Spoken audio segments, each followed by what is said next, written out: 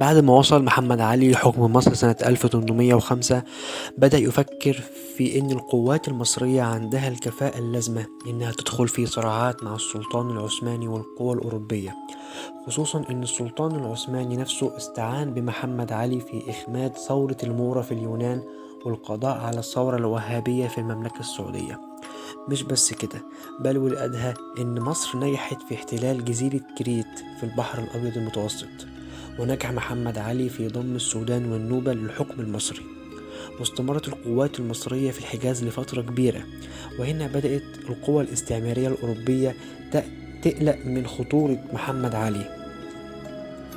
كانت دول زي إنجلترا وفرنسا وبروسيا والدولة العثمانية ذات نفسها، وانعقدت الدول الأوروبية في اجتماع لندن ووقعوا معاهدة 1840 ميلاديا، وبمقتضاها ينفرد كل من محمد علي وأسرته بحكم مصر، ولكن في إطار الملكية، يعني يصبح محمد علي ملكا ومن ثم أسرته ملوكا على مصر والسودان.